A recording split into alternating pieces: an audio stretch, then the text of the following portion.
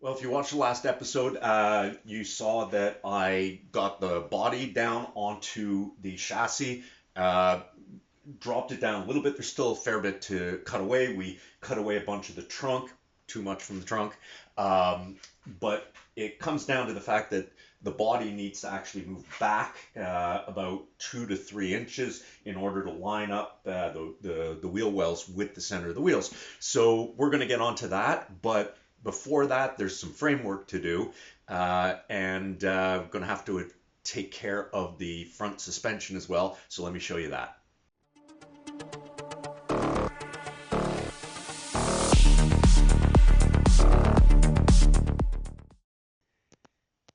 Okay, so basically what I need to do is in here the firewall at the back of the this part here is sitting tight up against that crossbar that's there, that 2x3. That 2x3 doesn't need to be as heavy as that, so I'm going to put in a 1x3 and I'm going to push it as far back as I can against the uprights so that I can shift the body back without having to cut away a bunch of this. I will have to do a small bit of a cutaway here in order to give some room for this upright here. Other than that, there's a bunch of cutting away that needs to be done, but that should help us move the body back the 2 to 3 inches that we need there. Now, in the front, I'm going to be switching up this suspension for a set of coilovers that are adjustable, and I found a set that will drop the car anywhere from 1 to 3 inches.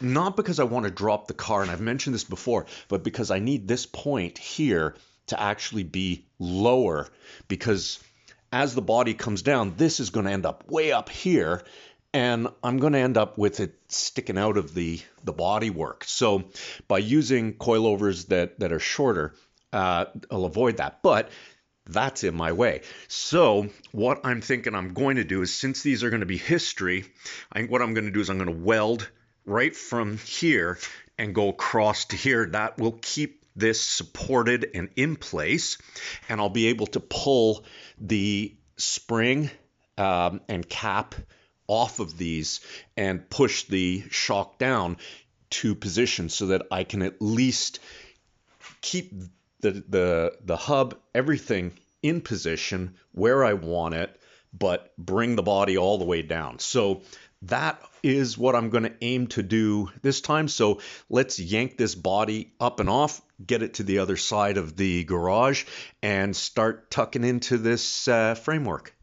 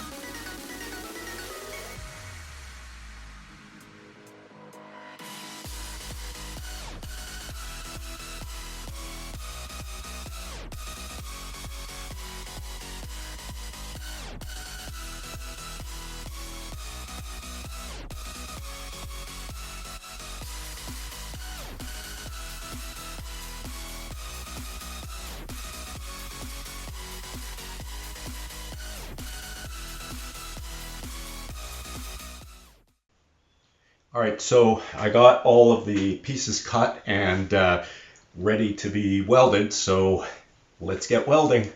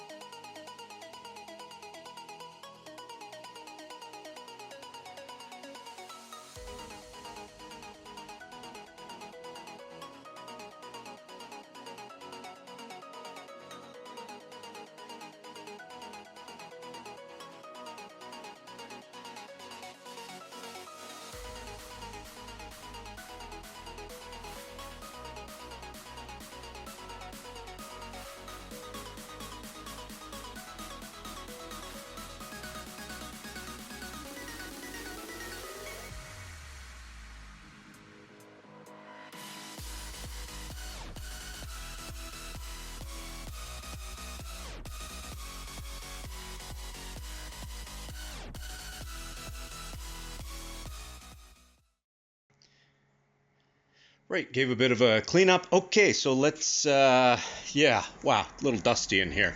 That's what I love about a gas-powered blower. You just blow all the dust out the door. All right, so let's go over what I did here. I pulled off those back pieces here off the back because they just weren't sitting right, and I'd rather just custom fabricate those into place once the body is sitting right, rather than chop away a whole bunch of crap. I put in a 1x3 cross member here. Really didn't need anything too secure because, like, seriously, look at the size of that, and this is friggin' solid, right? This you know, and it's mounted to here, so really it's more stabilizing than anything. The other thing I did is I chopped 2 inches. I took 2 inches out of this side and added 2 inches here roughly.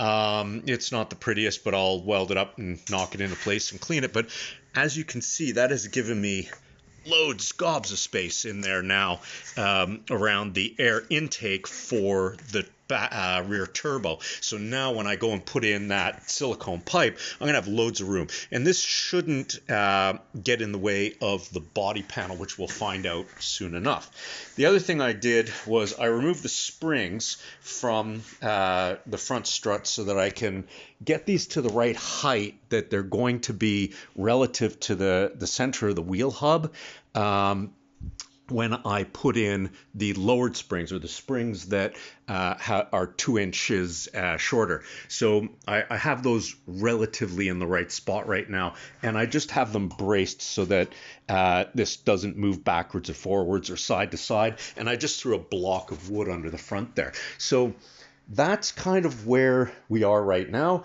and now we are going to drop the body back on this and see if we can't get it sitting down a little further.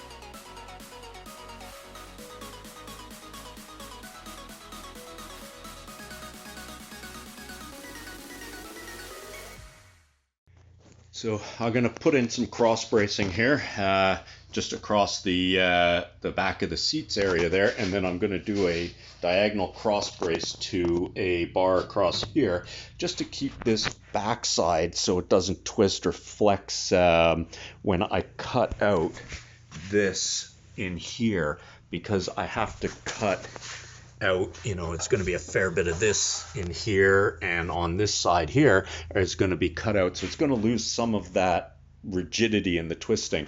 So I want to make sure that I have something in there. I may add to this some more, but I'm going to start with that and go from there.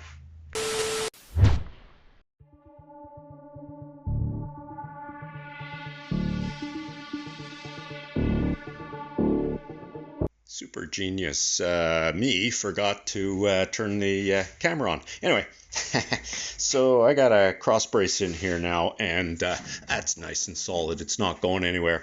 I am getting flex in here at the door, which, you know, is to be expected. You know, if you take a look down there, it's kind of rotted out. It's also rotted out down here. So really the only thing that's given it support are these little triangles.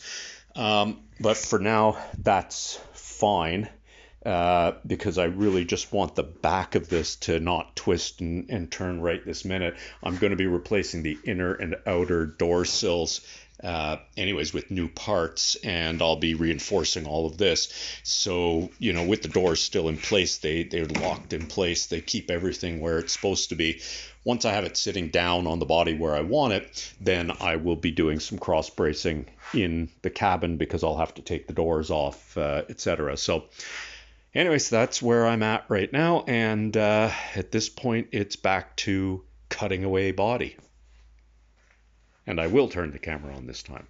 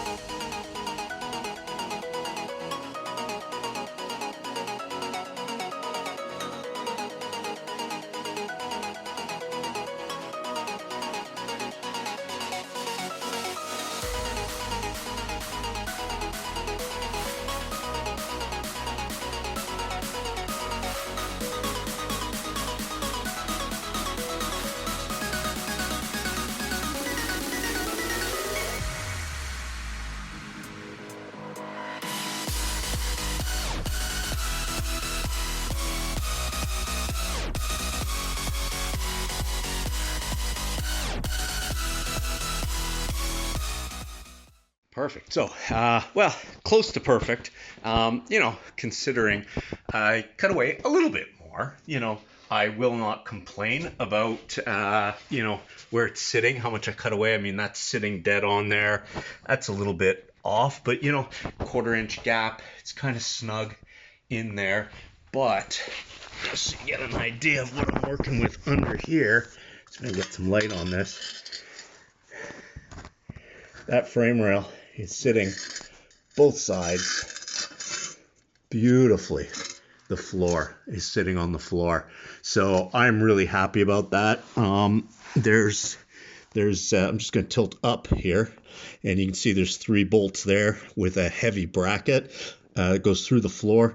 That's going to get a brace going across from there across to the frame rail, and there is another one with 4 bolts up the front here, same thing, and that's basically what holds the body down there.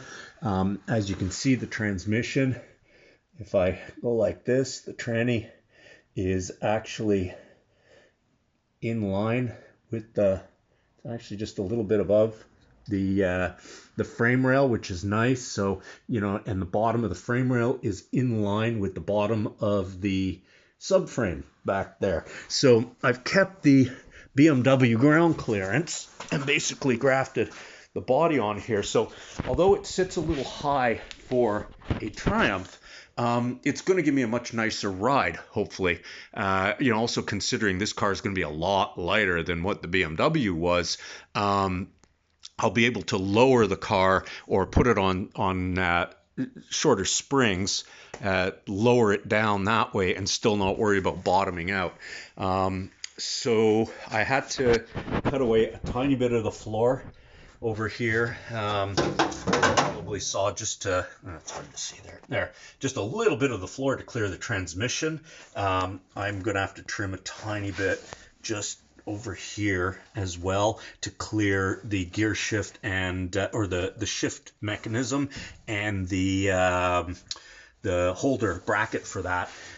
Surprisingly, this transmission is actually smaller than the original Triumph transmission.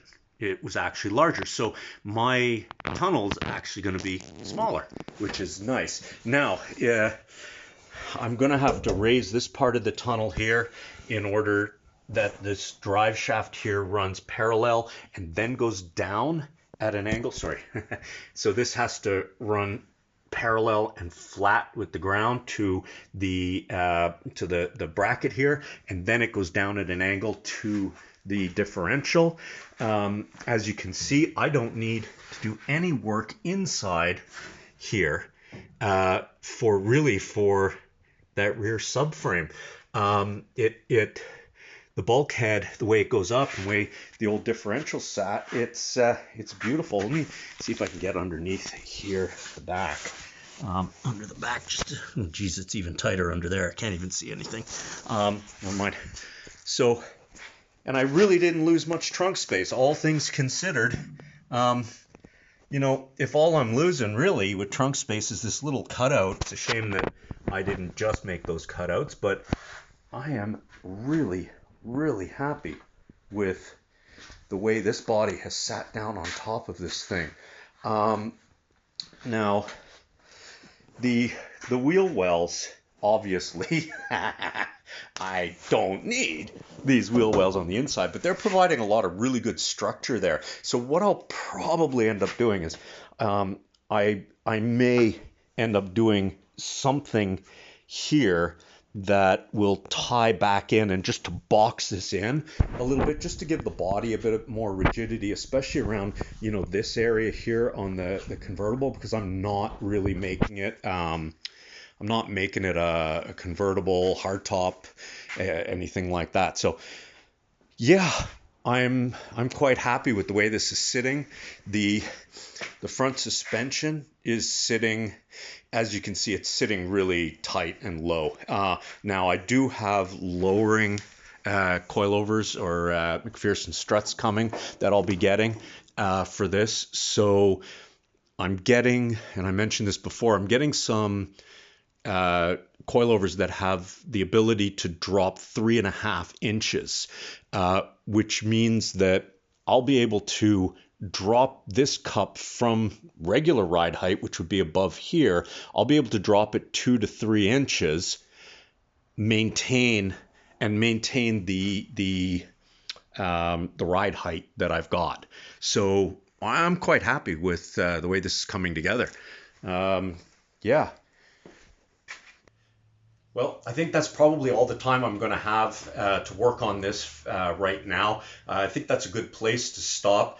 I'm not sure how I'm going to move forward from here. I'm going to think about that, and we'll figure out what we're going to do next time. So thank you.